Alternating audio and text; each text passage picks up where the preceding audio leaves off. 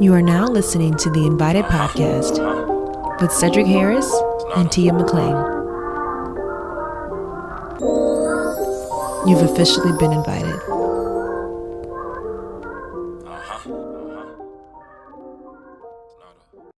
Welcome to another episode of the Invited Podcast. Today we are joined by Coach Ryan Moore, a personal trainer, gym owner, youth mentor, and performance coach. Ryan moved to Dallas in 2020 from St. Louis, Missouri, and opened his gym only 1 year later, Grindhard Elite Performance. And before opening up that gym, Ryan worked in education as a teacher, serving and educating the youth. He still does that now. And Ryan is the living example of putting in hard work, keeping the faith, and believing in your vision.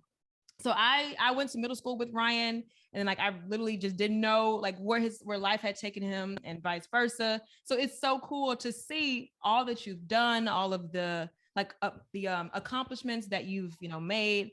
And so I'm really, really excited to just learn more about that full journey, all these things that you've done, and just about your business. And so we're going to dive into the conversation about fitness, business endeavors, some advice, drop some gems for our people. Thanks for joining us, Ryan. Thank you for the invite. I really appreciate it. Of course. Yeah, so we'll just hop right into it. Mm-hmm. Can you tell us more about Grindhard Elite and where that vision came from, and just kind of what service you offer to all your clients? Okay, Grindhard Elite Performance was Grindheart Athletics at first.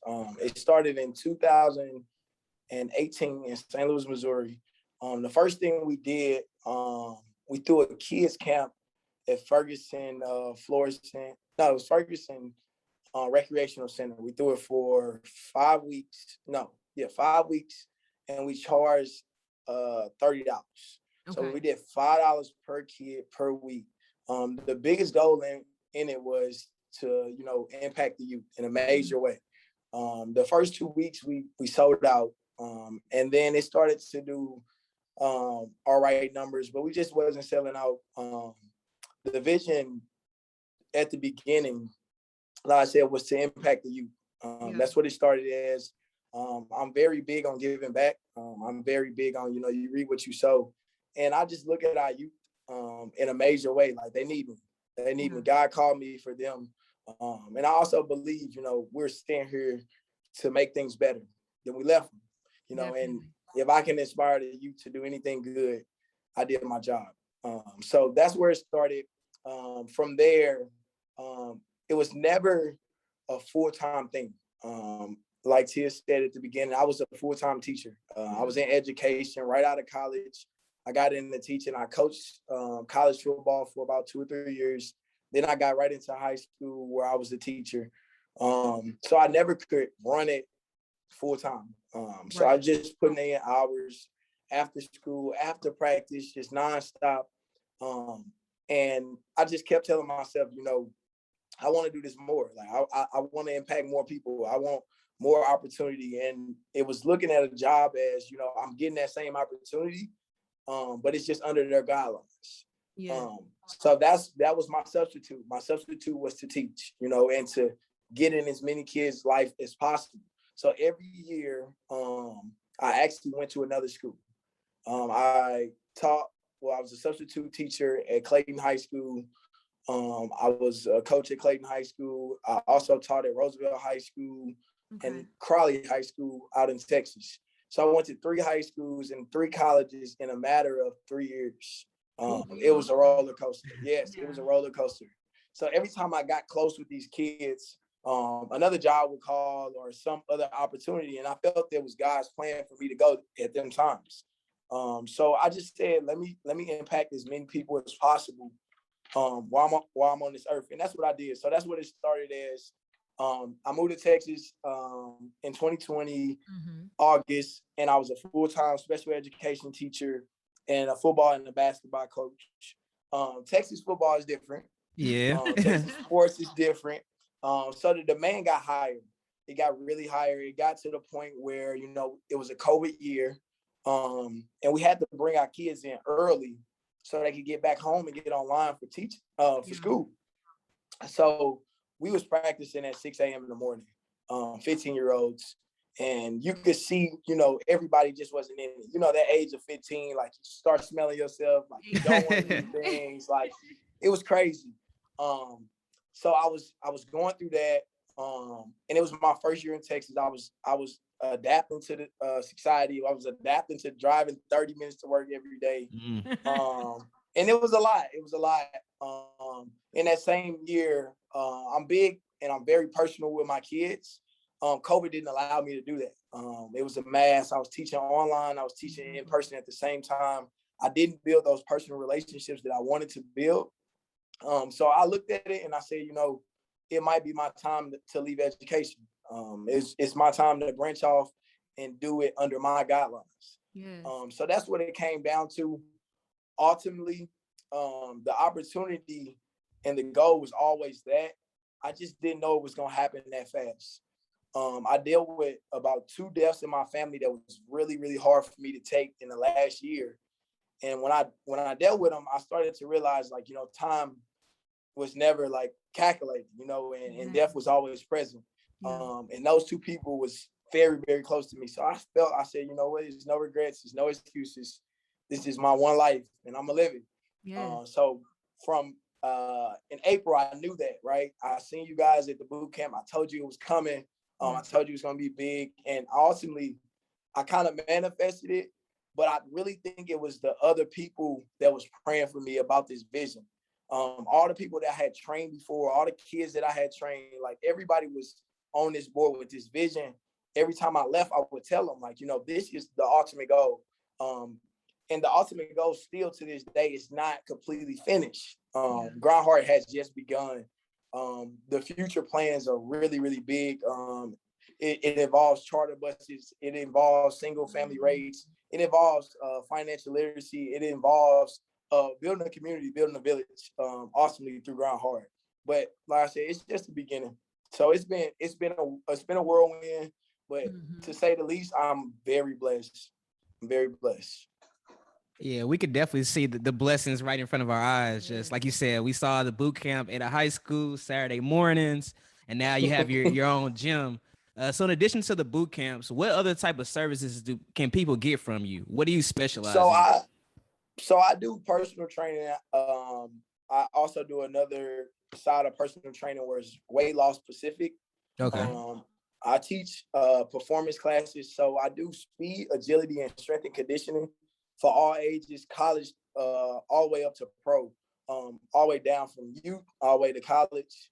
And then I also do group training, where I have multiple of my clients that come in a group, they push each other.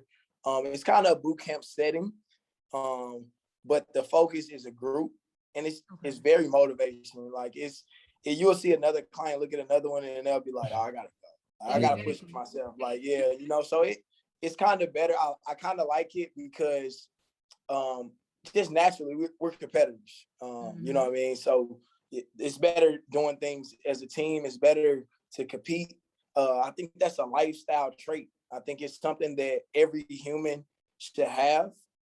Just going forward in their life is being able to compete, getting in that mode of competing. And that's for your own business. That's for anything in life. That's competing to be a better person every day, and like I said, I think that class, I love my group classes the most because I can connect with people at that same hour with that same goal, and it's been, like I said, it's been very inspiring to have a setting, open space that I can invite people in with common goals. So that's been the most effective thing I've seen going forward. And speaking of competition, so if you go to, or when you go to a boot camp with Ryan, you're going to have a competition at the end of that boot camp. And no matter what, like, it's so fun because you're never doing the same thing. You're always going to be moving during that boot camp, doing different circuits, different cycles. You're running, doing HIIT workouts. And so to do that, put that little plug in. But opening up your own gym is such a huge feat. So kind of talk to us about some of those like background steps. So for someone else maybe looking in and saying, I want to do that, what are some of those background items? So to be completely honest, the first thing I did was pray. I prayed, and I had to get the confirmation from God that this is what He wanted me to do at this time. I didn't mark off things like, you know, how much this weights costs. I didn't mark off all of these things. Well, how much does a gym cost? I looked at an opportunity. I prayed on it. God said, this is the time, the calling, whatever it comes with, be prepared for. So I started preparing. I started to look on YouTube. I started to Google what it took to open your own gym. It's a million videos that'll pop up. It'll be 7-minute clips. It'll be 35-minute clips. Yeah. And I would just go through them every night. I would go through them. I would hear what they talked about. I would hear how personal they was with the clients. I would hear about referral letters. And I got all my research done. And before, like I said, it was never full time, but I always did it. So I had confidence in myself to do it. But also I understand that my training is different than any other gym. Anytime somebody comes in my gym, it's an opportunity for me to add light into their life. Yes. And that's the service that I sell. I honestly, I'm not a powerlifting coach. I'm not we're going to lift 1 million weights. We're going to make you tired as a dog. Like, I'm not, that's not the goal. That's just not ultimately the goal. I understand that doesn't ultimately take you through life. You know, I also understand, like I said, if I can put light in your life, it's just an opportunity for you to put light in somebody else's. Exactly. Going forward, they might have the opportunity to change the world. And ultimately, like, that's what I built my brand and I built my business around. I didn't want to build it around myself. One, because I knew when things got hard, I didn't want to say, okay, well, you're only doing it for yourself and it's easy to quit. This business is about way more than myself. It's about the people that I touch. It's the village that I create. So it makes me go harder. It makes me get up in the morning. It makes me do things that I thought I would never do. Yeah. But it's not for me. So it's always easy to do because, like I said, once you feel like, all right, if I don't do it, then you boom, boom. It doesn't get done. Like, it's okay. But if I don't do it, nobody does it. And that's the way I look at it. And they need me. Like, they literally pay me to do that. Mm-hmm. And it's like, I also don't look at money. Because like I said, you'll get a number. I didn't calculate it and say, well, I need 100 clients at this amount of money. I didn't do it that way. I said, let me get 10 clients and let me add life to their life every day. And then they gonna bring me 10 more clients. Mm-hmm. And then they gonna bring me 10 more. Yeah. And ultimately that's what it's been. Exactly. I have had more people sign up from word of mouth and from my clients than anything. From all the way back from you guys inviting Kayla to Kayla now working out with me weekly. Like, it's just amazing to see the evolution of it and to see her see the vision and believe in me and give me those hours of her life. Like I said, time is precious, man. Time is very precious. And I really feel that that's literally the only thing we have. So whatever we're doing with our time, it's going to put us in that position we want to be in life. I seen a lot in my life. I was, impacting kids. Like I was coaching, I was teaching. And ultimately that's what I do now. Exactly. So it's like, it came full circle. Some people looked at it like my parents, even my past relationships, they looked at it like, you're not getting paid. Like, what you doing? Like, it's a lot of people out here getting paid. There's a lot of people that drive Range Rovers. There's a lot of people that do all these things, take these exotic trips. And I told them, like, I wasn't sent to do it. Like, that's going to be a plus. I was sent to impact people, and that's what I put my love into. And like I said, it just helps me out waking up every morning to know that it's people that really depended on me to add this light. So it's easy to wake up. If it was like, oh, well, I'm not going to get paid today, it's easy not to wake up. Your job say, well, we're not going to pay you. You're going to probably quit. I'm not coming. You're not going. Yeah. Exactly. You're not going. So it's like, I like I said, it's so much love in what I do. It ultimately doesn't feel like a job. And like I said, the business structure, I would say I definitely came up with a business model. I definitely did that. It took me about 4 to 5 weeks to do it. I looked at the location. I looked at all of the gyms close by. I looked at their clients. I looked at their Google reviews. I knocked it off. I checked them all off, and I said, I can do this. I can do this. And like I said, the first thing I did was pray. Once I got that confirmation, that's all I needed. Like, yeah, that's all I needed. I didn't need anything else. So that's what happened. Okay. And I heard a couple different things there. I'm gonna just point out real quick. So prayer and faith, of course, is a number one. When you get the confirmation from God, when you have that vision, that's one of the things that you need. Research, that's going to be a top second. So making sure you actually are putting the work in. Got a vision. Don't go into it blindly. Yes, doing some research. And then I guess number 3 would be like networking. So that is such a huge piece to get your clientele up, to have people keep coming back and saying good things about you. So networking. So those are our top 3 we're going to go with today. Yeah, for sure. And another thing that I noticed was trust.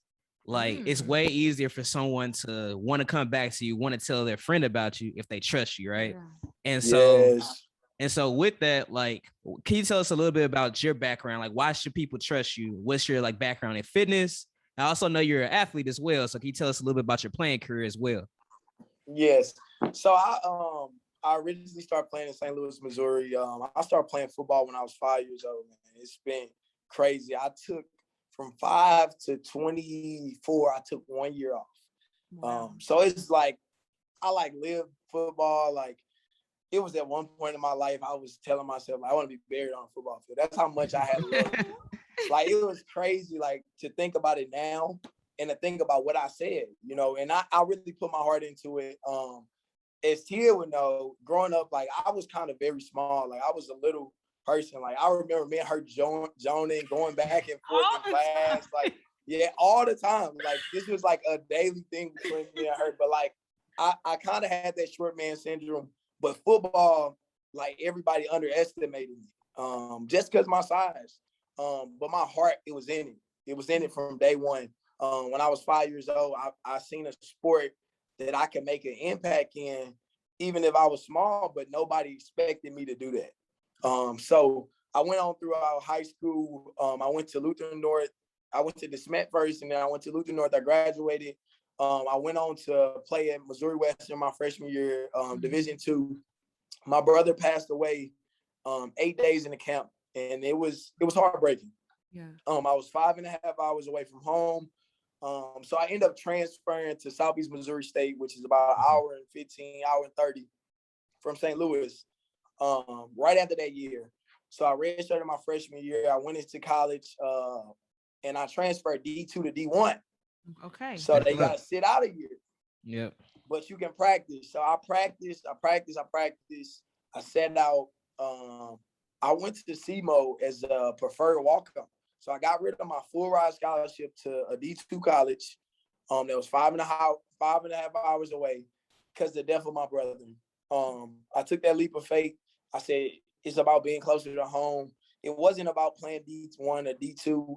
It was the talent was there for me. We won conference my freshman year. I love the guys that I played with, and I transferred and I had to sit out. So I went to Southeast Missouri State, and it was a very culture shocking thing. Social life had turned up. It turned up to the max. SEMO has fun. Yeah, like if you know SEMO, like we party from like Tuesday to Sunday, like, and it was crazy. And Missouri Western, we would party every other week. Everybody lived in the dorms. Like, yes, it was like I was not living in college. Oh, that was different. And I was like, I was like, I got to go get some kind of college atmosphere. So I went there, but the whole thing was the football changed. So it was very big in Missouri Western. We was winning. We was conference champs. They gave us food in the grocery stores. It was amazing. And I went to Southeast Missouri State and we was losing. It was the total opposite. The town didn't really show a lot of love. Mm-hmm. And I just got in a different predicament. I got from D2 to D1. You've seen a lot more athletes that were selfish. You've seen a lot more, high-end athletes. So what I did was I redshirted when I went there. So I sat out my first 2 years of college. Like I just practiced. Yeah. Like a lot of people don't know that, but I just practiced. And then the next year coming in was my redshirt sophomore year. So I got hurt early, but I started to play. And week 8 rolled around and I broke my ankle. Yeah, I broke my ankle. I got a plate in my ankle and I got 2 screws. I still got the plate. I got the screws out. So I had 2 surgeries back to back. My junior year of college. That was the moment that I literally found out about myself in a lot of aspects. From that time, I broke my ankle. I was, bedridden, sitting down. I couldn't drive, couldn't get up. I had a bunch of pictures on my wall of my brother. I had a bunch of pictures of football. I had a bunch of pictures of my grandparents. And I would literally sit there and I would literally go through depression of it. And just to think like they was not here no longer. I was not doing what I love, not since I was 5 years old. I couldn't walk. And I just went into a depressed state. I went into a depressed state for about 4 to 5 weeks. And right after that, I started to get into my physical therapy rehab. So when I did that, it got me up off my feet. I went in, boom, and I started. That started another month of depression. I got in and I just couldn't do what I knew I used to could be able to do. So it was like, oh my God, like I gotta work crazy hard just to get back to where I know I can do things. And it took another rain. It took a lot of faith. It took a lot of days of believing in myself. It took a lot of moments where I wanted to quit. And one of the big things that I didn't quit, my parents are grade A in my life. I don't know how I got blessed with these parents. Yes. When I say I went through life and I see other people's parents and I'm just like, bro, I am so blessed. This is crazy. I never even thought other people live like this. But they made every game, no matter if I got in or not, they was coming to the game. So every single Saturday I would see my parents during the season. Every Saturday. It didn't matter if we played in Alabama. It didn't play wherever we played. They was coming. So that was always in the back of my head. Every time I got tired, every time I wanted to quit, I'm like, bro, my people, win, lose, or draw on Saturday, they're going to love me. Yeah. They're going to drive up here. This is for them. It's no longer for me. So that was the moment I changed doing things for myself and doing it for others. Once I did that, life became so much easier. Because I knew when I got tired, I wasn't going to quit. When I got some kind of adversity, when somebody scored on me, I wasn't going to quit because it was bigger than me. It wasn't just about me. It was about the team. It was about the people that came to watch me play. Yeah. It was about my nephew seeing me play in college. I never grew up under that. I never seen anybody in my family with something like this that was attainable. So nothing looked attainable, and I just did it. I kept pushing. I pushed through. I played for 3 years. After I broke my ankle, I played for 2 more years. I started 24 games straight. I started at cornerback. I started at safety. Right from there, I moved to Dallas. Right after that, to train for the draft. That started up. It lasted about 8 to 10 weeks. It was crazy because my school that year said they wasn't going to do a pro day. So I had moved to Dallas, start training, and they was like, yeah, we're not going to have a pro day. And I was like, whoa, another one. This is just another road bump. It's just another thing that life threw at me. Take it back. So I did that and I stopped. Right when I stopped, I said, man, I cannot get away from football. Right. Yeah. And then I also said, I cannot go back to St. Louis, Missouri. That was another moment. So when I went through college, my ultimate goal was don't go home, don't go home, don't go home, don't go home. Whatever you do, don't go home. Yeah. Ultimately, I didn't want to go home also because home reminded me of my brother. So my brother and me was together my entire life until I went to college. Yeah. Right when I went to college, I'd never seen my brother again. So it was home. Every time I go home, I'm looking at Lindbergh and I'm like, oh my God, where's Trey at? I'm looking at my room. I'm like, he got to be coming around. He got to have some training, man. He got to have something and it just took me in a whole different mood and another stage of depression, honestly. I kind of wore it on my shoulders or whatever, but I knew that was the plan. So right from there, I took a job coaching at Lindsey Wilson College in Columbia, Kentucky. I Middle of don't know if nowhere. anybody has ever I don't know if anybody ever heard of Columbia, Kentucky, but Columbia, Kentucky got their liquor license 2 years ago. Oh wow. They have live chickens in the stores. Like, yeah, this. Oh my God. So how'd you even end up in Columbia, Kentucky though? Like how'd you end up there? So what I did was I got online and I started looking for coaching jobs. Coaching jobs. So I'm sending my resume every day. I'm shooting my reference letters out. All my previous coaches are vouching for me. I went through my college career and I never got in trouble. I won about 2 awards, a Cornerstone Award that was off of effort, attitude, discipline, and passion. Yeah. I won that my senior year, and then I also won top defensive back my senior year on my team.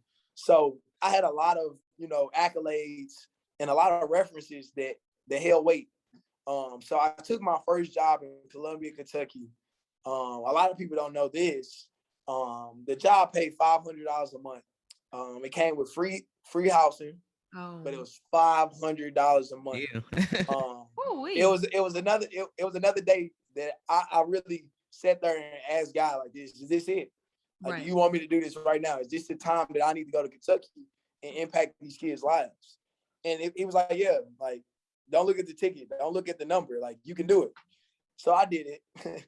I drove down there. It was about 4.5 hours from St. Louis. I was in Columbia, Kentucky for 8 months. Okay. 8 months rolled around. I started to get homesick. I was looking at Chrysler or GMC. I'm like, yeah, I'm going home. I'm gonna coach high school football. And I'm gonna get it done. I'm gonna work a 9 to 5. Forget it. Like, so all those thoughts came back in my head, and I'll never forget the girl that I was with at that time. She called me a quitter. And it touched the spot on me. Because I never felt that I was a quitter. Like, but it was definitely eye-opening to see it from another angle. Because we had talked about this. We had talked about, I want to coach. And I got down there and I was like, yeah, just the life in it, the roosters in a store, the whole social norm of it, it didn't fit what I thought it would fit. Yeah. So I kind of got out of it. That was a bad habit. It's a very bad habit when you don't get your way and you leave it. Yeah. Right. And you let it go. So when she called me a quitter, I had to take it for what it was worth. It was a hard part in our relationship, but I took it for what it's worth. I moved home. Right when I moved home, I get hired at Clayton High School. Okay. Boom, I'm coaching. I get this GMC job. And it's taking forever for them to hire me. So I'm at Clayton, and one day I get a call from a guy that I met in Columbia, Kentucky, coaching. Yeah. And he coached at Lindenwood University. And y'all know that Lindenwood University is in St. Louis. So he's like, yeah, you in Kentucky still? I'm like, no, I'm actually in St. Louis. Like, he's like, okay, well, can you come in for an interview today? Today. I'm like, yeah, today. Yeah, you can. I was like, today. He's like, yeah, can you make it by 1? I was like, I'll be there. I'll be there. So I went in for the interview, man. I crushed it. Right after the interview, before I even walked out, they said they was going to offer me the job. They said that I had about 48 hours to make my decision, go home, pray on it, do it. I still was kind of in survival mode. So I kind of told them, like, yeah, I know. I'm taking it. All right. So this job, guess how much this job paid? $1,000 a month. Hey, you doubled your money. I doubled my money, but look though, I moved home with I had to pay rent. Exactly. So it really didn't double. It kind of went backwards. Expenses double. Oh my God. So I went home, I moved home. And like I said, me being at home awesomely made me think about my brother so much. So I couldn't even live in the house. I couldn't walk past his room every day. It was a big thing. My parents was pushing, stay at home, stay at home, stay at home. We got you, got food here, this and that. I moved out of my parents' house in a month. I moved to St. Charles. Glenn Bradford, you know him. Yeah. And also my friend Conway Johnson, who also are in this building with me now. We moved to a townhouse in St. Charles, Missouri, right down the street from Lindenwood, and they let me pay the least amount. Like, They pay higher. And we made it work. Yeah, we made it work. Halfway through, so boom, let's run it real quick. So we get to December of that year. So I coached that whole season. My first season coaching is so inspirational. Like, I'm a college coach, and a year ago, I was just playing. So I'm about same age as these kids that I'm coaching. I got kids that's older than me that I'm coaching. It's calling me Coach Moore. And I'm like oh my God, like, yeah, God has put me in a position to like lead. And it was that moment that I knew that this was all for me. So I got in that position. I loved the Lindenwood University. Everything was great. Halfway through, December comes, and if you're a college coach in December through about February, a lot of college coaches leave. The season's over. A lot of people get fired. A lot of people get hired. Every single year, somebody does something. Right. So I got there. My alma mater called me, Southeast Missouri State, and they said, we want to offer you a graduate assistant position coach job in 6 months. So they told me I had 24 hours to think about this job. Oh my God. The time decrease. Cutting half. I made that prayer again. Yeah. I made that prayer again. God said, go. He said, go. Yeah. I moved it. I broke the lease at this St. Charles that they made work for me. Yeah. They said, if you're going to do it, do it. They was all in on it. My parents moved me down. I moved back to Southeast Missouri State. And I took that graduate assistant job. That was a roller coaster. Yeah. So I got down to Southeast Missouri State, and about 2 or 3 weeks in, I could tell that it wasn't the right move for me.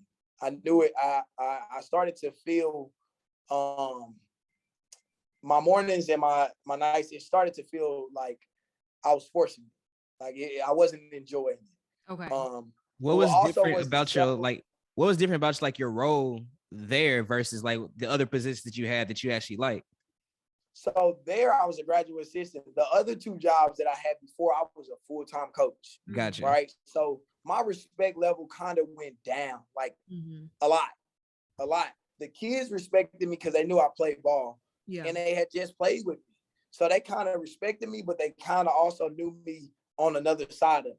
Exactly. But for the coaches, they still looked at me like a player. And that's what ultimately made me not like the job. I feel that. Because I had already went to 2 other colleges and I was looked at Coach Moore.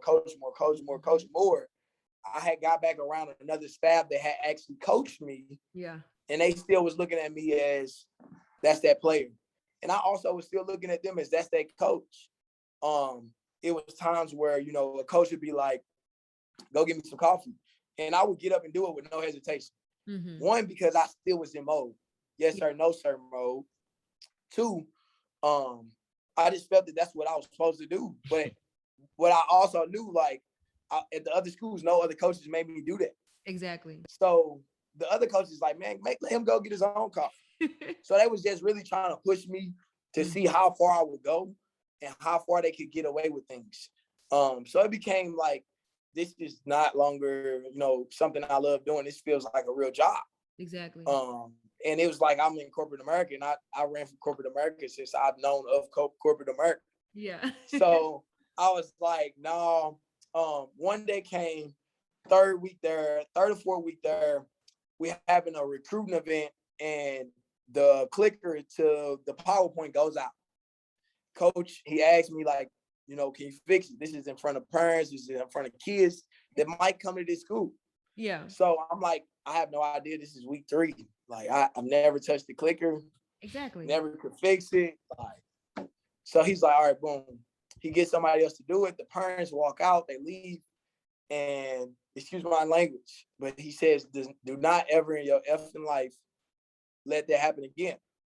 And I'm looking at him and I'm like, the clicker, like the mouse, like the USB, like, and I'm sitting there and he like, yeah. It's like, don't ever in your life let that happen again. And I'm like looking at him and he like, do you hear me? Because I'm like, I'm starstruck. Like, I'm like, oh my God. Like, yeah. Like, he's like, do you hear me? And I'm like, yeah. I'm like, yeah. But that day I knew, like, yeah, that was a turning point in my life also. and I had went home. All the other coaches that looked at me, that was like, man, he's like that with everybody. Don't worry about it. I went home. I prayed on it again. Yeah. Prayed on it again. I called my parents. I told them how I felt. I told them I felt this position just wasn't for me anymore. And I felt that I literally went through and played with these coaches, and they almost took my love away from the game when I played. Right. So I said, I'm not going to let them take my love away from coaching. I said, so it's better for me to exit this situation. Boom, I exit the situation. I moved back to St. Louis. I get a full-time teaching job and coaching job at Roosevelt High School on the south side of Missouri.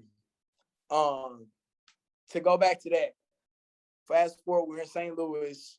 And first day I walk in, I got the slacks on. I got the shoes on. I'm a gym teacher. Yeah. And my kids come into class and I'm talking about they grill me.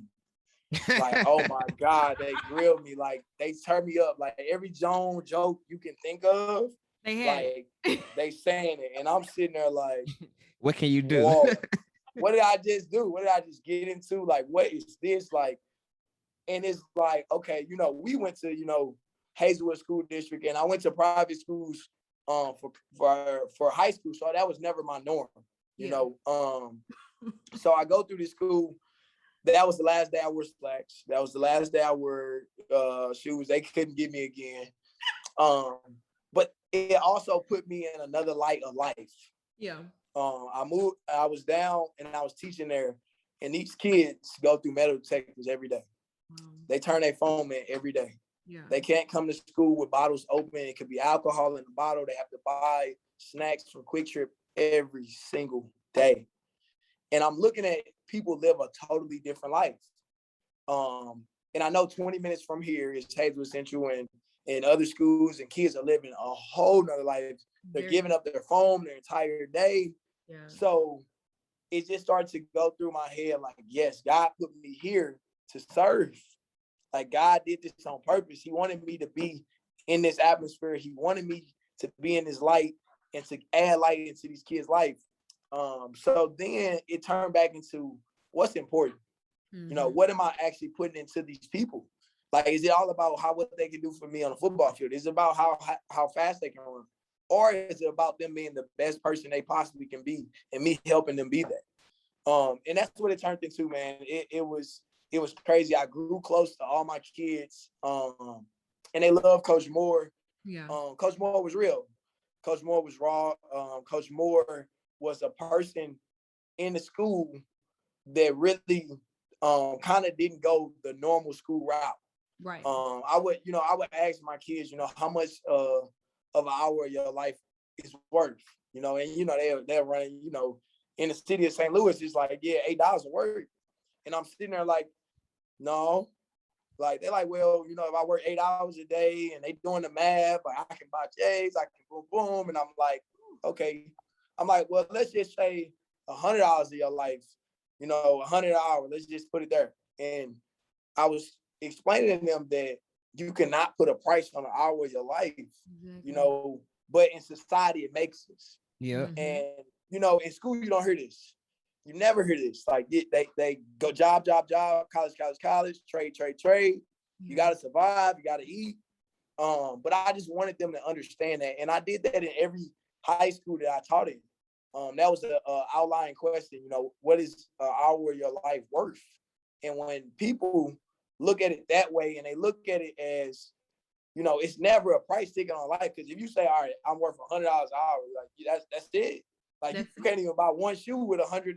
Like, you're gonna get one J. You know what I mean? Like, there's nothing you can do with that. So, I think it was very eye-opening to my kids to see a teacher in that light. Yeah. To see a teacher that understood things and also cared about them more so than just what they got an A, a B, a C, or a D on an assignment. Like, it was so life lesson for me. Mm-hmm. I loved it because every day I would come, it would be different. I'll never forget a situation. I was getting on one of my girls that ran track. I was the head girls track coach. I'm like, you missing practice? Like, boom, boom. She's like, my mom got shot yesterday. And like, I literally had to get in the mode of like, bro, like this doesn't even like Ep8 just changed. Like this thought doesn't even run through my head on dailies. Like I couldn't even fathom coming to school after this would happen. And it was like, these people are living a different life. Like they really go through real trauma at a young age. They might not eat. I had kids with house arrest bracelets. I had kids that, like I said, never ate. And you would see it at school. Like it was no way that they could be in class and be focused if they didn't eat. You know what I'm saying? And it was like to the point where I was like, I really start feeling sorry. I really start feeling sorry. But they didn't need a person to feel sorry for. They just needed somebody to uplift them and tell them that, you know, situations and circumstances never last forever. Yeah. And you have the capability of changing them. And when I would do that, they started to like real deal migrate to me. So before you know it, you know, principal's like, yeah, you got too many people in your room. Like you can't do that. You need to shut the door. Like, cause you know, I also had gym.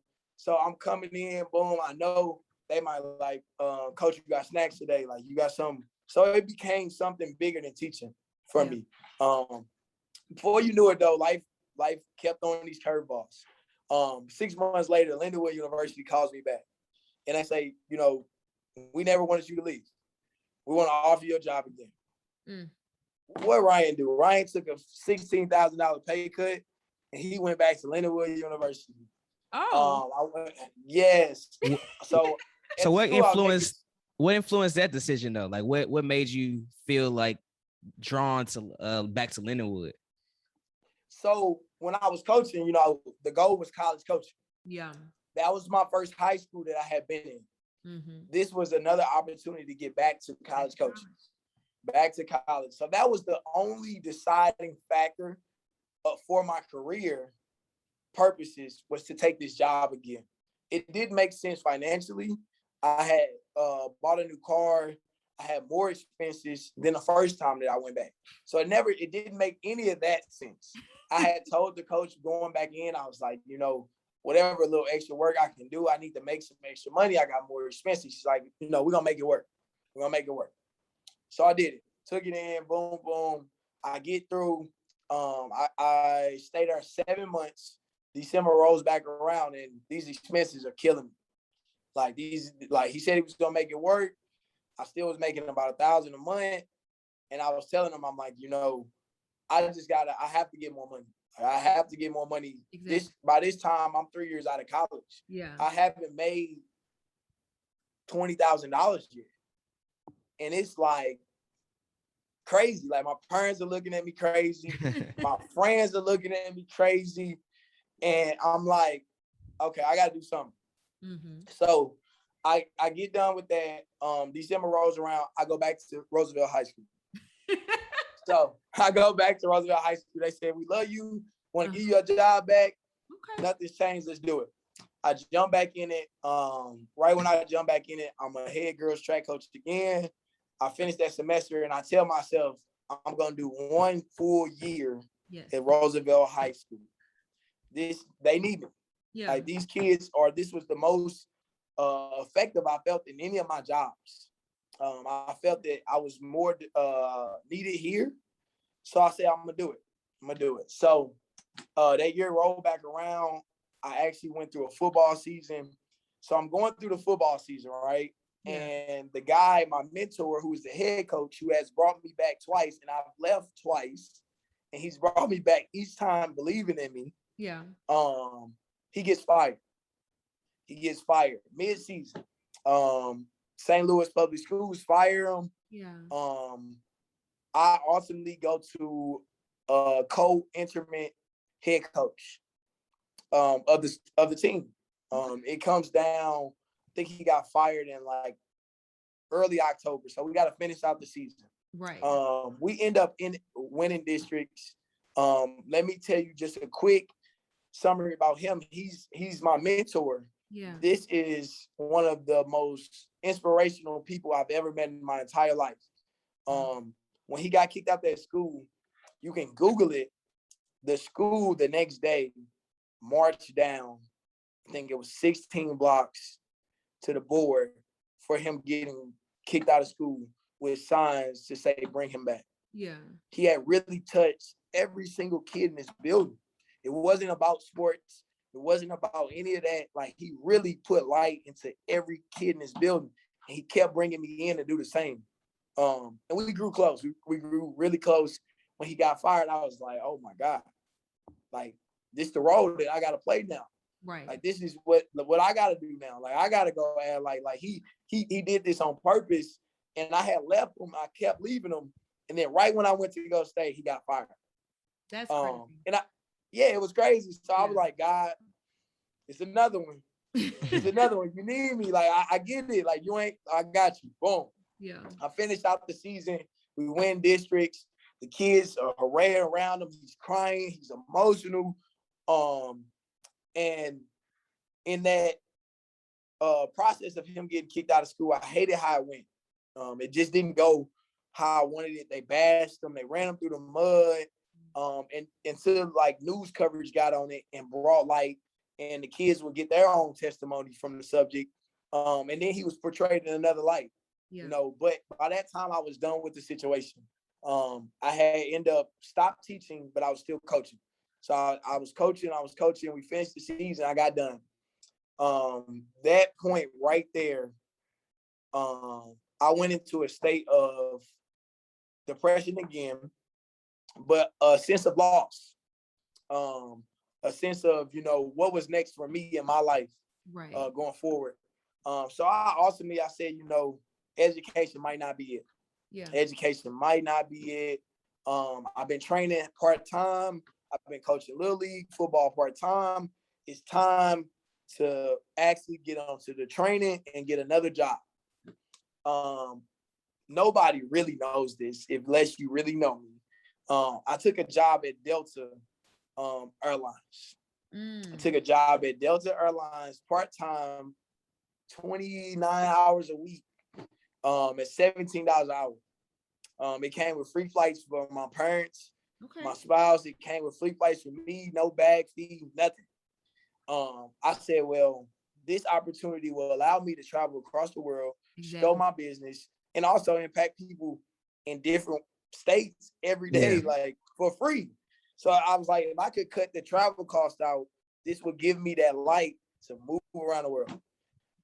So I took the job. Yeah. I took the job. And what I did was I started training a little more, had a little more time to train. Mm-hmm. Right when I take this job, life hits us with COVID. Right away, I take this job in November. COVID hits 2 months, about the same time as that, a little month and a half after. I'm the first one laid off, loaded, lost job right away. The benefits stayed. The flight stayed, no pay. So they offered us a buyout. I wasn't gonna take a buyout because I had worked. I'm like, I'm gonna keep flights until y'all like, you know, take me off paper. Yeah, like I'm not gonna just quit this. Like, so I kept it. That point right there, it said life is short as ever. Mm-hmm. I looked at COVID, I said, wow, like this is crazy, right? Like it's stopping sports, it's stopping the world. Like this is a time where I have to find who Ryan really is and what is Ryan supposed to be doing. So that time gave me time to separate from any job, any responsibility, any subject that didn't matter. Ultimately, it gave me time to find my inner peace. I locked in the training and I hit it full circle. I said, this is it.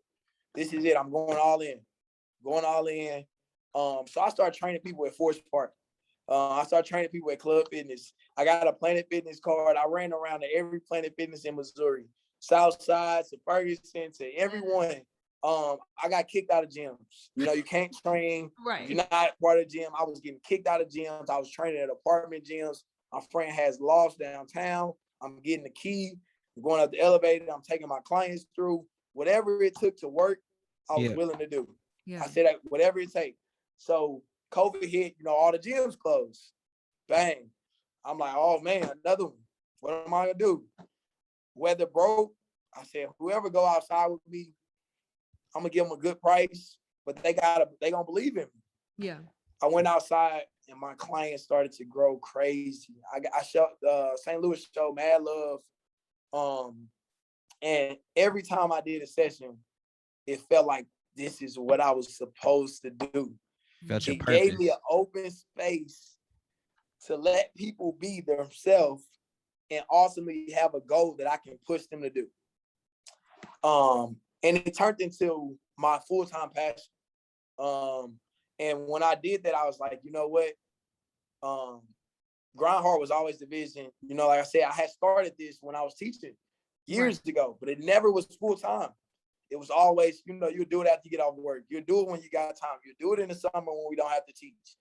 And it was like, you know what? You can't get benefits from anything if you don't put your all into it. And I said, let's do it. Like, what we got to lose? Like, what do we have to lose, you know? And I put my all into it. I prayed on it. And I fell in love with the process. I fell in love with changing people and ultimately pushing them towards their goals. But also, like I said, giving them a space to be their self where there wasn't judged. I also sometimes would call my personals and even my regular training counseling sessions. If you look at one of my questionnaires, it talks about, you know, what are the stressors? What is your why? You know, what is ultimately gonna push you through this? Because like I said, it's never about the weights for me. I need to know that person before I break them down. Before I can break them down and we can go up and we can reach these goals, I feel that I need to know that person cold-hearted. Yeah. Not to say, oh, well, they just live weights good, they got great form, and they're amazing people. So much more. No. So much more in people. Facts. It's so much more. And I ultimately built my brand, my business around being personal and showing people that I care. So going back to your question of loyalty, every client I got, they know I would go above and beyond outside the gym for them. Yeah. It nothing in the gym matters. And I make that clear and I show them that through my actions. I ask them, you know, throughout the week, you know, stress check, how we feeling? Okay. Meal check, what we eating? Yeah. Okay, you know, if they tell me something that's personal or whatever, I'll go back that next week, I'll touch on them. How's that going? What are you doing? So they're not looking for this hour to say, oh, I'm finna lift 100 weights. They're looking for this hour to say, this is another session for me to express my feelings, to get through my thoughts, to also hear an open voice that was a judge-free zone. And ever since I made it that way, the clients and the people God has put in my life have been everlasting. It's been everlasting. And the loyalty, oh my God. Like I have some loyal people. I have people in St. Louis like that, you know, still promote my business and I haven't seen them in years, you know. And I have kids that I coached 3 or 4 years ago that's telling me like, you know, I do this because of you. Like, and I got also people that I've trained that are trainers now. That's awesome. And that was even more inspirational for me because it was like, bro, like, yes, you haven't made any money, but you've changed so many lives. Look at the impact. You're going to be good regardless. Yeah, that was enough. Like, I know I'm going to be good. It's no matter what, I know I'm going to be good. I don't never have to make another dollar. Like, God has his plan for me. And like I said, I put so much in that I know it's coming out. It's coming out. And whatever way it goes, I'm willing to deal with. Like I said, my faith has grew stronger and stronger throughout. I'm going to get real quick, run this full circle. So when I took that job, Delta got laid off, COVID hit, boom, I'm training. I had a plan. I said, I'm going to move to Dallas, Texas. And I said, I'm going to move in January of the next year. Like, that was my timeline. I'm moving to Texas. I always used to be a person that looked at these glasses half empty. Conway Johnson, I call him my ace. He's one of the biggest reasons I got this building right now. He told me one day, he said, bro, I can't be around you if that's what you're going to do. And he told me, he said, bro, like, it's just, you're so negative. Like, you never see the light, you know? And I was telling myself I'm broke because I was broke, right? But I was broke because I kept saying I was broke. And I was manifesting being broke. And it turned my whole life around when I start speaking positive things into my life. So I said, I'm moving to Texas. And I said it every day. I'm moving to Texas. I'm moving to Texas. I'm moving to Texas. And before you knew it, I had the free flights, right? So I'm coming back and forth to Texas. And my friend has a gym down every week and a half. I stay for a week and I train kids. So I start building my clientele up off the free flights. I would come down, stay with him, stay for a week. I would train for free. I was just building content, getting better, every rep, getting better, seeing what the Dallas market looked like. So my whole time, I'm like, all right, I'm moving to Texas in January. August comes around. One of my friends from college is a teacher in Texas. Shoots me a call. He said, man, I got a teaching job for you. Got to start 2 weeks. I said, these quick turnarounds. He said, you got to go through a program. He said, the program usually take people 6 months, 3 to 6 months. He said, if you can get it done in 2 weeks, they said they'll hire you. What? 12 hours straight every day for 2 weeks. I did this program nonstop. I finished certified. I had a phone interview, Zoom interview with 8 teachers. I killed the interview. They hired me on before I even touched down in Texas. Okay. I took the job, a special education biology teacher, a head football coach, head freshman basketball coach. And guess what? It was the most money I have ever made in my life. Texas pays a little better than other cities and states. Yeah. I started at $67,000. Come on. My first job was $500. The next one was, the 500 was $6,000 a year. The 1,000 was $12,000 a year. Listen. The other one at Roosevelt was $26,000. I went to Texas and made 67. Right from day one. I said, oh man. This is different. Do so many different things. Yeah, like God, and I was doing the same exact things I was doing in St. Louis, in Texas. I was coaching, teaching, same exact things, making double the money, right? Life was great. COVID hit, like I said, that moment came where I lost 2 people that was very close to me, and I understood how short life was. I looked at teaching, and I had got out of it. I had took the Delta job. I had said I wasn't going to do the teaching anymore, and that was the thing. And when that happened, like I said, I prayed again, and I said, you said you was going to go full out, all in. Yeah.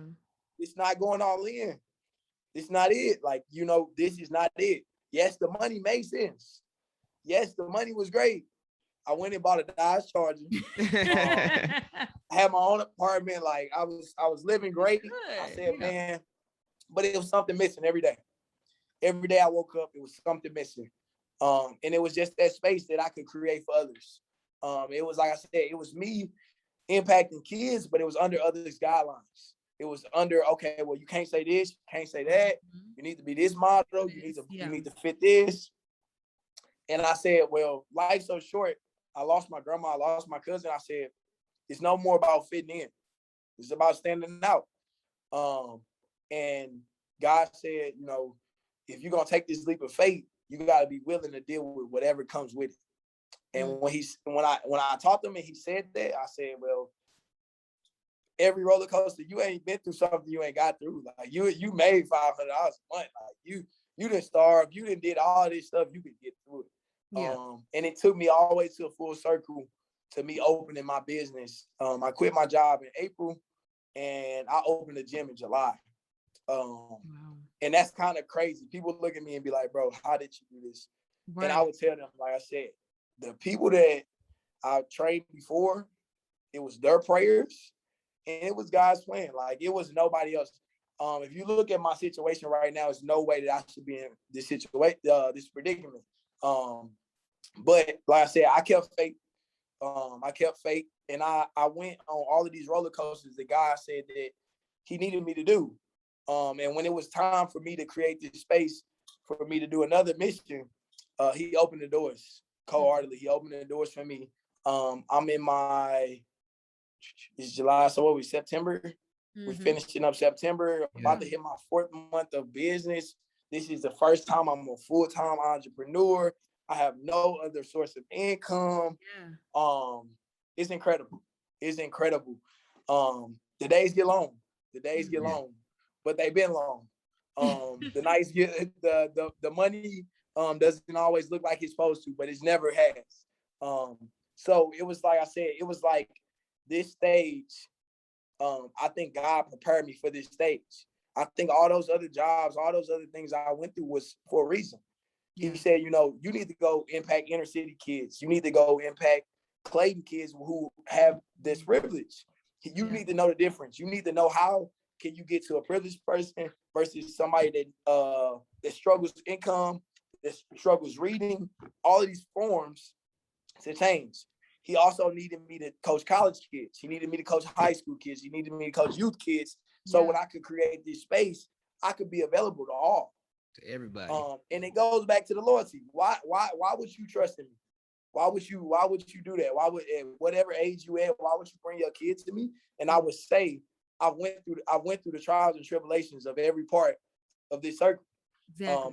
I've been a college coach. I've played college football. I've been a high school coach. I played high school football. I've been a youth coach. I've played youth football. I did it all. I've done it all. And I would say this. A lot of people don't like when I say this, but I don't. As humans, we only really learn from our own experiences. You know, a lot of people tell us things, and it's hard to get. It's hard to understand. It's hard to see it in that light that they're portraying it in. But when you go through it, oh man, you can take from any situation what you want to. You don't have to take what others said it was going to be. You can say, oh man, I'm going to extract this from this situation. So every job, every situation I got to put in, I took whatever I wanted from that situation and I made myself going forward. Yeah. It's some things that I liked when I was coaching at Roosevelt that I took. It's some things I didn't like that I said I'm not going to do anymore. And it just helped me build up to be this person that was available to every sense of walk of life. It's no person I can tell you right now that I can't train. Yeah. And I'm betting on myself. If they walk through them doors, they will come back. And that's just me believing in myself because I told myself, put yourself through it all. You can't do something and teach someone something that you never did. You know, and a lot of people look at that and be like, well, what you mean? I can read 100 books. I can go get a degree. And I can tell you that boom, boom, boom, you can, but you never did it. You know, so no, really. Yeah. No, for real. So when that person hits adversity, you never went through the adversity part of it. Exactly. You never went through the mental part of it. You just read up on it, right? And like I said, it's a very touchy subject because it's not believed by most people, but it's a belief that I came to intuition because I went through it.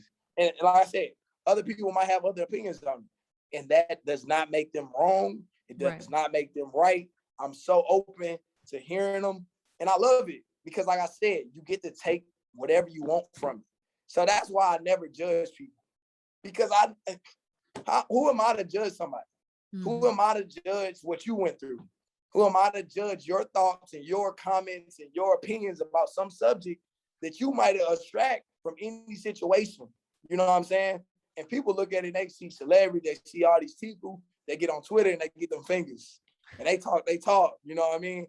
Because their opinion make them feel important. Oh, yeah. Like, you know what I'm saying? So, and me, like I said, I love it because every person is different. God made us all different.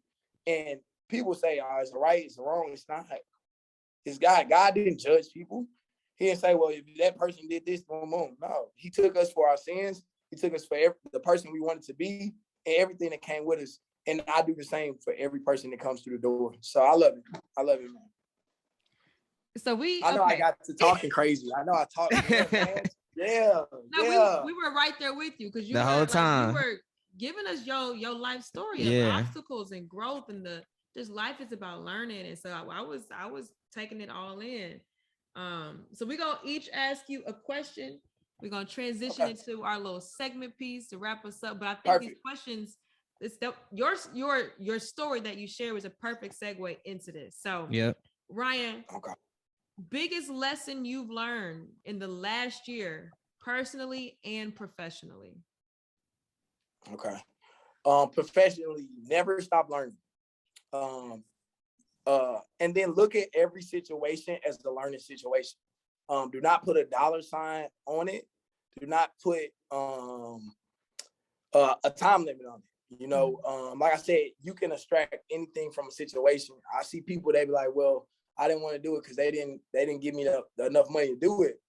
But we get better with reps. It takes 10,000 hours to become an expert at anything. So if they giving you that hour to do it, do it. Because ultimately you're only building yourself up. Listen. Like you can't look at it and be like, oh, I'm doing a service for them. No, you ultimately are making yourself marketable. You're making yourself better.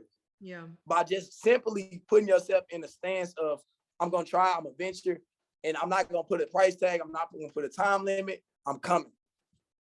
So that just comes back to say, before I opened the gym, a week before I opened, I ran a free, it was another person event. It was a networking event. Yeah. But I ran the fitness part of it. And it was totally free. And I looked at it like, what can you lose? Yeah. Like what can you lose? Like, why? You don't even need $1 to do what you do anyway. So why not go add light and just push this into their life and then get better while doing it? So that's what I did. That was professionally. And then personally, love yourself. Love yourself. Ultimately, it comes down to a lot of, when you are a full-time entrepreneur, you're stuck in your own head. A lot of days don't make sense. A lot of times it looks so far-fetched that you start to think about giving up. But ultimately, if you love yourself throughout all adversity, you're going to understand that you have so much more to live. Like, you know what I mean? Like, life, my dad will always say, good or bad, the sun's coming up. Yeah. And I build my life around that. Like, it's crazy because my girl, I struggle with this in our relationship because I grew up in a non-excuse environment. You know, we didn't cry about things that happened. You know, we kind of got through it. It was not a space where we complained a lot. My dad, like I said, he always told us, good or bad, sun coming up, son, so you got to get up. And like I said, I built my life around it. So then I had in relationships, it's a struggle because when I see people that's going through all these emotions, and I'm like, do you know the sun's coming up? Like, you know what I'm saying? Like y'all stressing about bills is gonna get paid one way or another. Like, you're not dying tomorrow. Yeah. It don't matter. Like, nothing matters ultimately because God gave you another 24 hours. You're gonna wake up. And when you wake up, what is it? It's another chance. It's another opportunity. Somebody didn't wake up. And when he broke our life down like that, it made adversity easy. It made trials and tribulations easy. Yeah. Because like I said, when I was making $500 a month, it didn't feel good. I didn't have days. I ate peanut butter and jelly for months. Yeah. Like, it was times where I didn't, but I got through it because I knew on the other side of this, the sun coming up. Listen. It's coming up. It's gonna shine no matter what. Facts. We gotta add motivational speaker too. Right, to your bio. Okay. But speaking about tomorrow, right? You've talked through us about your background and how you got to this point. You kind of alluded to it earlier in the episode, like your vision is so much more than what it is now. It's just a matter of time. But can you give the listener a little preview of what they can expect from you in Grindhard Elite in the coming years? So Grindhard Elite Performance, we're gonna manifest this now. You know, so we will have multiple locations in multiple states. We will have charter buses that pick up kids throughout inner cities. We will teach financial literacy. We will teach trades. We'll teach how to cut hair. We'll teach how to write checks. We will have classrooms at these locations. We also will have a space for ACT prep.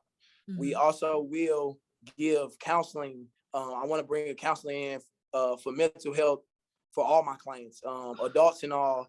That's like, yeah, it's literally one of my biggest goals. Yeah. I know it's a struggle, and the thing is, we now have a space so we can create it and talk about it. But you know, growing up, like I just told you, like my dad, he never gave that space for me. Like, you know, even if I was going through something, like I had to get through it. It was no time to cry. It was no time to have a mental break. And I know how important that is for people, you know, because what you also understand as a coach, everybody doesn't learn the same. You learn that as a teacher also. Yes. And those are tools that I took with it. And it's like to say that everybody's not the same, you know, and everybody requires different attention. And like I said, I want Grindhard Elite Performance to be available for any person. That's the ultimate goal. And then, like I said, going forward, what we'll do, we'll have those locations. We'll have, you know, the athletes that came through. We'll have their jerseys on the walls. We also will offer them jobs out of college. We also will put them in internship positions. We also will market them also and help them build their brand, help them do whatever they do. So it's really, like I said, Grindhard Elite Performance is a village. It's a village built on honesty. It's a village built on loyalty, and it's a village built on love. And like I said, it's gonna happen. It's just a matter of time. It's just a matter of years. And we just pushing right now. Like I said, we're pushing. I know for sure I signed a 30-month lease here at this building. So for the next 2.5 years, the first location will be here. The next location, we're shooting for St. Louis. Okay. All of this started with giving back to those kids. Yeah. And like I said, when I put myself in that South Side light and to see people really living like this 20 minutes away from Hazelwood, where I had life, where it was good, it was white fences and all these things, and I'm like, all these kids going through metal detectors. Like this prison. Like it's somebody living crazy, like 20 minutes away. And it's crazy with St. Louis, you can go 20, 20, 20 and choose 3 different lives. Yeah. Because I was teaching, I was at Lindenwood, where St. Charles over the bridge, St. Peter's. Then I'm in Hazelwood, where I grew up. Then I go to South City. And I'm like, oh my God, this is crazy. Like this is so crazy. So like I said, it's gonna be available for all races, all kinds. We start ages at 5. And we go all the way up. I keep getting this question. I want to make it. I gotta have a daycare. That's big. Yeah. So we love kids. Like I said, eventually we will build a team, and the team will all have a common goal. The big thing I tell, I just hired my first employee. Oh my God! I saw that. I just hired my first employee. And the big slogan is mission over position. It's a thing that I learned as a team. You know, it's not about my position, it's about the mission. And when you look at life as in that aspect, or you look at anything in that aspect, you understand that your position doesn't matter. Whatever role that you need to take at that time, you'll be willing to take it just for the mission to be, you know, the mission is bigger than any position. Listen, first of all, congratulations on your first employee. That is Thank you. Big. And I know she has quite the resume too, because we were reading about her. Went to school at Purdue, so she's bringing a lot of things to the table. I looked at Cedric when you said something about counseling, because we literally will be interviewing a sports therapist next week. Yeah. So are they out of Texas?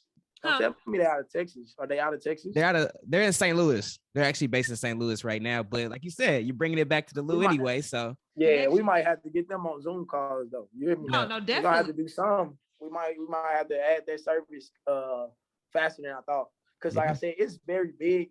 I've been leaning towards it. I'm just right now trying to get the finances for it. Right. Because that counselor deserves a lot too. I mean, in real time, it takes a lot. It takes a lot. And one of the things with sports I knew it was big was mental. When I got hurt, I learned that, you know, it was, they told me if you do something long enough, you'll get hurt no matter what you do. If you do it long enough, you're gonna get hurt. And then I'm like, okay, whatever. Then they was like, well, 60% of energy, getting over energy is mental. And I'm like, mental? I never even thought about the mental. I'm like, I'm trying to do physically. I'm going as hard as I possibly can. Right. But I'm still getting scared when I put my ankle down. When I jump, I'm not jumping as high because I know if I go down the wrong way, I won mentally. I started to win mentally. And from there, my injury just didn't matter. Like, people up to this day don't know I got a broke ankle. I don't act like it. I don't talk about it. Yeah. And I just keep going because, like I said, mentally, I got past it in my head. Physically, it's some things that I can't still do. But mentally, in my head, I can do anything I want to do. Come on. Anything I want to do. So, yes. We are definitely going to make that connection. Please.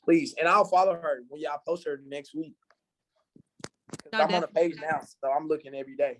Yeah, so. Okay. No, but Brian, I totally believe in your vision.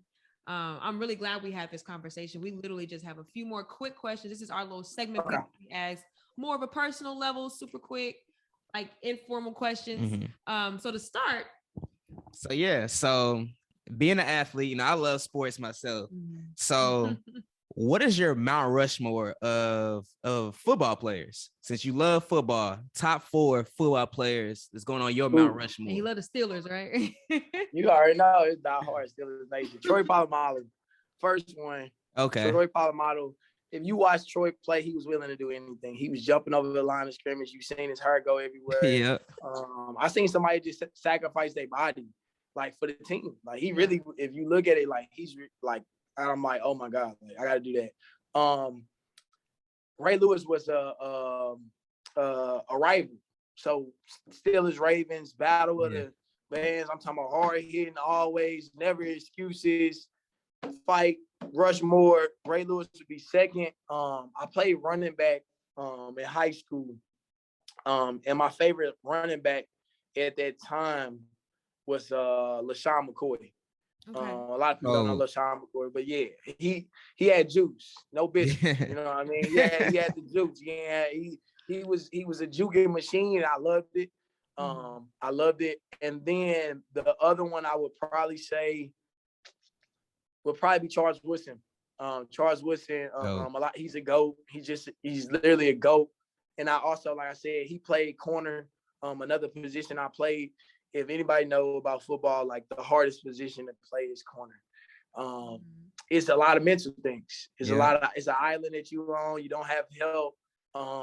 It's another thing. It's another adversity. If you get scored on, the whole crowd sees it. If you mess up, everybody knows it's you. Yeah. I'll never forget Mizzou. We played Mizzou my junior year, first career start. I gave up a touchdown. I'm talking about they do the horn in Mizzou, like the cannon. They blow the cannon. It's 60,000, and my heart is literally in my, like, gone. And I'm just like, oh my God, like, this is it. This is adversity. This is the moment that I can either keep, like, be down on myself, or I can go back out there and keep showing why I deserve to be on this stage. Yeah. And I did. I finished that game, the Mizzou game, like 10 tackles. It was crazy because I was the smallest starter on my team, but I was on Mizzou sideline as the corner.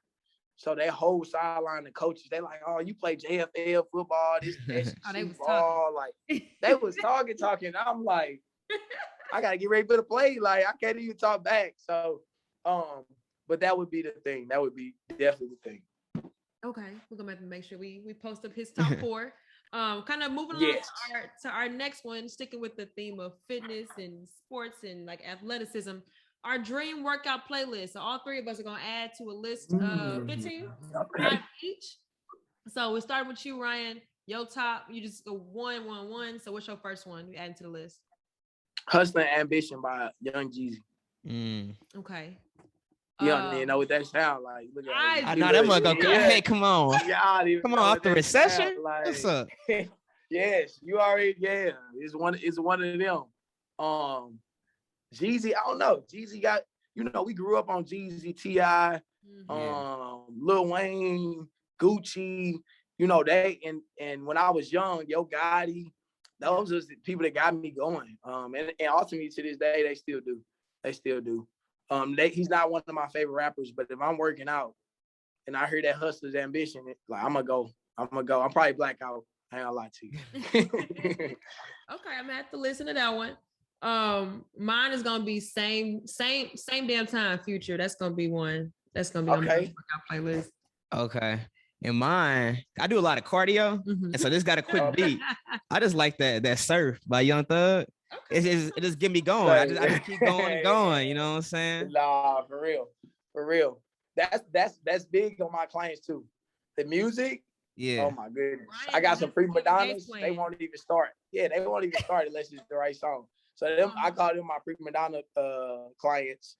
So I got to make sure everything's right for them to give me all of them, you know.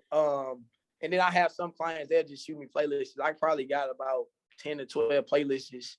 And the crazy names, you got your ratchet playlist, you got your jump playlist, your get up. So music is definitely a part of our soul. And it helps with fitness big time. So it does. Yes. Let's do one more song each. I did just realize what time it is. Let's just okay. One more song. Okay. Each. What's your second one? One more song. I gotta give y'all a good one. Right. Let me look at my list. Let me hold on real quick. Ooh, I got mine. Let me look at this list real quick. So you already ready, Cedric? I'm ready. Unless I take it. So I mean. I'm probably gonna go with Dreams and Nightmares. By Meek. Yeah. Because it's just a build up. It's a build up, so you can like start slow, and then when that beat drop, go crazy. Yeah. It's over. So. Okay, no, that was a really good one. If I were to add to that, Hannah Montana, Migos. It's gonna be a track for my ladies. Oh, listen, okay. We're going crazy when that song come on. Okay, we squatting, we doing all that. So there it is. Listen, there it is. Y'all know I'm gonna add these to the boot camp playlist now. That too. I'm writing them down right now. Okay. So we're getting them down. And then this song for me, it just gave me hype to do anything. Like I feel like I can conquer the world whenever I hear this song. It's just obviously, March Madness by Future. Ooh, so I mean, he went fade time. Okay. Yeah, so either way. That's a winner. That's the win. No, that's the winner. We put that up. But yeah, so as we come into the final stretch here, we just want to give you an opportunity to let people know where they can find you. So go ahead, drop all your social medias, your website. How can people get in contact with you, learn more about Grindhard Elite Performance, and how can they come in and start putting the work in? Yeah, you signed up. Okay, so if you want to follow my personal page, it's coach_24. It has 2 underscores. My business page is Grindheart and it's _elite. On Facebook, it's Grindheart, straight Grindheart. On Twitter, it's Grindheart_elite again. I also have a YouTube, Grindheart Elite. I have pre-recorded workouts on there, and they're not locked, so you can go see. Like I said, it's not about the money for Ryan. It's about how many people I can impact in a positive way every single day. So those are all my social medias. And if you haven't seen me on, I'm not on TikTok, but I be on a lot of pages, like like Dallas pages. Yeah. I post in fitness pages in Missouri just to give motivation, just to give hope, just so it can look attainable for people that might be far away from their goal or someplace they want to go to. I always think it's good to see someone or see something that resembles the place that you want to be. Mm-hmm. You want to chase something. It doesn't have to be specific. Like it got to be like that. It don't have to boom, boom, boom. It doesn't have to serve that way, but it should be some kind of sight of your vision. It should be something that you can look at and you can say, man, that's attainable. So I think that's big. Did you drop your website too? Oh, I did. GrindheartEliteTraining.com. Okay. Sorry. GrindheartEliteTraining.com. I don't know why, but honestly, I get so much business from social media. Yeah. Oh my God. Definitely. But I had just sent Tia the review link. So I think that's where I was losing on the back end. We didn't really, I don't know why I kind of didn't get into the business side of things. With the business, what's big is we said one of the personal things and business things was never stop learning. I had a meeting with Google Ads yesterday for about an hour and a half, told them my vision, told them my business. And one of my friends, he's actually in a class where they have internships that work on people's businesses in a campaign. So they had hit me and they're like, we're looking up gyms nearby, and every gym we look up, yours come up at the bottom because you don't have any reviews. I've had 40 plus people come in this building. You can't leave this building now without taking a review. Like, and it was just like I said, it was like somebody else just had to say it for me to really get it. So like I said, I think I will have more website viewers. I will have more people that contact me other ways than social media. Social media has been my number one source of marketing so far, though. So, yes. And just like Ryan said, every time you see him, you got to give him a review. Every time you listen to the pod, you got to give us a review. Oh, yeah. So, Apple Podcasts, YouTube, make sure you liking the 5 stars, writing comments, all that good stuff. And I got to do that too. I got to do that, right? Yeah. We appreciate and I really appreciate you guys. Like I said, it's crazy because me and Tia like really went to like middle school together. Like, and I was just talking to Kayla, and you went to HMS too, right? Yeah. Yeah. So like, that year when we was in 7th grade, it was trailers. Like the school was overcrowded. Like if y'all remember, like I had 4 classes. I forgot. I think I was on the purple team, and I had 4 classes in the cafeteria. Yeah. And they used to bring the shades, and they used to cut the classes into 4s, and it was crazy. But just to see, all those people we went to school with that year, evolve in life. They got kids, their parents, their great parents, they're running their own business. Yeah. You guys got a podcast, like, and it's just so inspirational. Like I said, to see what we came from, and to see everybody with just doing something that they love to do. And that's what I always push. I say, life's short. It's too short to wake up and do something you don't like to do or love to do every day. And people be like, well, you got to make some kind of sacrifice. And I get it. And I always understand that. But like we said, life is so short. So each day you're going to wait, the sun coming up and down. You got 24 hours to decide what you're going to do with it, man. So like I said, I appreciate you guys.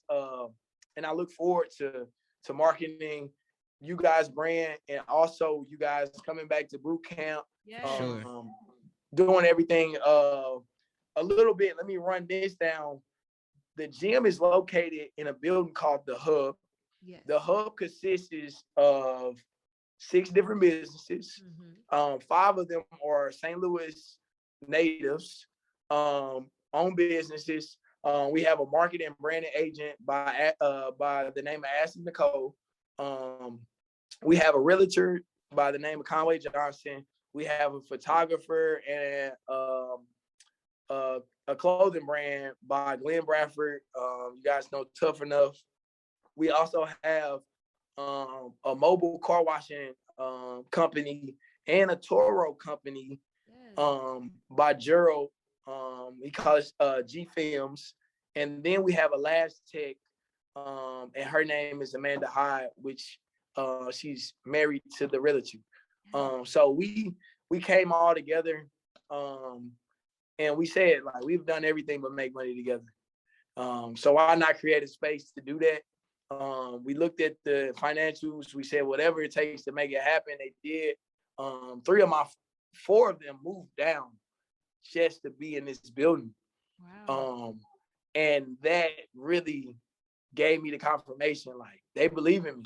Yes. They believe in me enough to, like, literally change states, put themselves on the line, and say Ryan was going to go open a gym in the back. And like I said, we're on month 4 out of 30 right now. And it's been a roller coaster, but we have a tight-knit bond group that's built on loyalty, that's built on trust, that's built on love.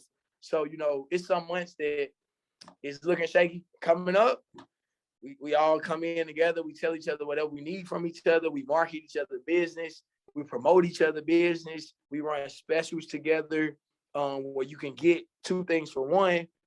We just had our first event. We have a Halloween event coming up. We also have breast cancer month. We have balloons, pink balloons. You'll see on our St. Louis Hub page. Every post in October will have some kind of pink background. We're giving back. We're doing a food drive for Thanksgiving. We have so many more events, man, coming. And like I said, we can also bring you guys in and get you guys on this space that I know, like I said, y'all are helping others out every time y'all give them this space to talk. And I think it's inspirational. I think it's inspirational to have 2 people with common goals come together to hear somebody else's story. So thank y'all, and I really appreciate y'all, man. Yeah, no problem. And that's what it's all about. Giving back and uplifting others. That's the reason T and I started the podcast, like you said, to uplift others, to network, to be motivational, inspirational to other people. And we all know we haven't gotten here by ourselves. So just to close us out, last question that we have for you before we let you go. This is just an opportunity to give anyone you want to shout out. Anybody that may have helped you along the way. Anybody that you want to, give them their flowers. Who do you want to shout out right now to close us out? Man, I don't know why you try to get. I'm about to say you try to get me to talk for another hour. Right. You know me, Tia. I'll shout out the whole family, the whole crib, everybody that had man. I got too many people to give flowers to. Said I wouldn't even lie to you. It's so many people that pray for me daily. Oh my God, you can see it in my posts.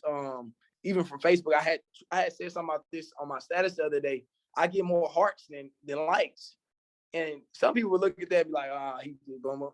But I really look at that as love, bro. Like I look at that as like they took the time not just to click that button, but they went over. They went over and they said they love what Ryan was doing. Yeah. But honestly, the only person, man, like I said, that not the only person that deserves it, but the main person that deserves the flowers is God, man. God he's been my strength, man. He's been my faith. He's been the person that's got me up every single morning. And he's, like I said, showed me what I was sent here to do. Ultimately, you know what I'm saying? And he threw some curveballs, he threw some roller coasters, he threw all of that things to prepare me for that moment. And like I said, if I would say this going forward for anybody, if you don't know God or you don't know the ultimate high, you should seek him. You should seek him, and don't seek him in trials and tribulations, but seek him every day in your daily life. Make it a habit. And like I said, once you put your faith in him, anything's possible. Anything's possible. Thanks. And that's the second person in the last couple of weeks is, on our closing questions, giving their praise to God. So we love to see that. Like you said, God is great all the time. All the time, God is good. Yes. So, and with that being said, Ryan, we really just appreciate you for coming on. Appreciate you for spreading all your wisdom. Appreciate you for, continue to touch lives. And like you said, putting that light in them. And you've definitely shed some light on us for sure. Yes. With that being said, y'all, it's been another episode of the Invited Podcast. We'll see y'all next week. All right. See ya.